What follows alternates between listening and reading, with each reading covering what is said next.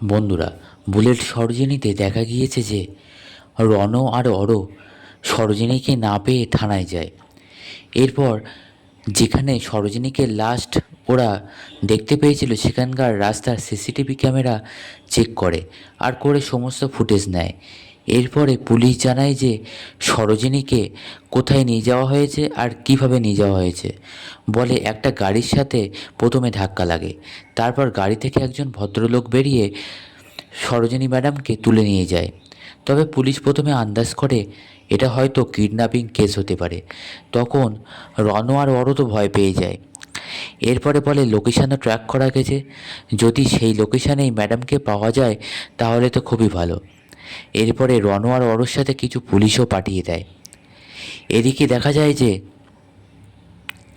সরোজিনীর জ্ঞান ফিরে আসার পর সরোজিনী চিনতে পারে রণর বাবাকে। ভাবে যে এই তো, আমি তো এনাকে চ্যাটার্জি ভিলাতেই দেখেছি ছবি, তাই যদি হয় তাহলে উনি তো মিস্টার চ্যাটার্জির বাবা, তো উনি বেঁচে আছেন কিভাবে। এরপরে রণর বাবা বলে সরোজিনী, সরোজিনী একটু জল খাও, তুমি এখন উইক। এরপর তখন রণর বাবার গলা শুনে বলে, এই গলা তো আমার খুব চেনা, এটা তো স্যারের গলা। তাহলে স্যার মিস্টার চ্যাটার্জির বাবা, কিছুই তো বুঝতে পারছি না। এরপর সরোজিনী বলে, আপনি কি আগে আপনার পরিচয় দিন। তখন রণর বাবা বলে, সরোজিনী তুমি উইক আছো, আমি সব বলবো, আগে জল খাও। এরপর সরোজিনীর কাশি পায়। তারপর সরোজিনী একটু জল খেয়েও শান্ত হয় না, বলে আগে আপনার পরিচয় দিন। তারপর সমস্ত পরিচয় দেয় রণর বাবা।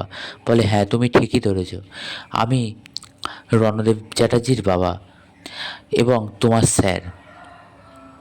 আমি এত বছর তোমার পাশে পাশে থেকেছি এবং তোমাকে তৈরি করেছি, কারণ আমিও চেয়েছি যে তুমি তোমার মা বাবার যারা এত বড় ক্ষতি করেছে তাদের তুমি প্রতিশোধ নাও।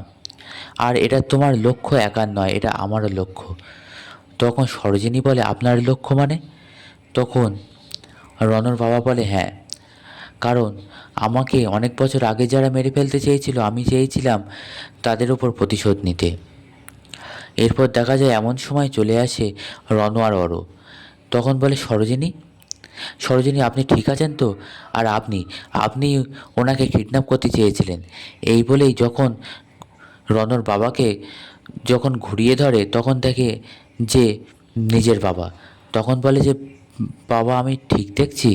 তখন অরও অবাক হয়ে যায়, রণও অবাক হয়ে যায়। প্রথমে ওরা নিজের চোখকে বিশ্বাস করতে পারে না। এরপরে সরোজিনী পুলিশদেরকে বলে চলে যেতে, যে বলে কিছু মিসআন্ডারস্ট্যান্ডিং হয়েছে, উনি আমাদের পরিচিত। এরপর পুলিশ চলে গেলে রণর বাবা পরিচয় দেয়। তখন রণ আর অরও কাঁদতে থাকে। তখন দুজনকে কাছে টেনে নেয় রণর বাবা জ্যোতিপ্রিয় চ্যাটার্জি। তখন রণ বলে, কেন করলে এরকম? কেন এত বছর আমাদের কাড়ালে রাখলে? কেন আমাদের সাথে মজা করলে? তখন রণর বাবা বলে, আমি মজা করেছি? তোমরা শুনলে বুঝতে পারবে কোন বাবা চায় যে নিজের সন্তানদের থেকে দূরে থাকতে। এরপর সমস্ত ঘটনা খুলে বলে, বলে আমাকে মেরে ফেলতে চেয়েছিল। তখন রণ বলে, কে কে সেই মানুষ?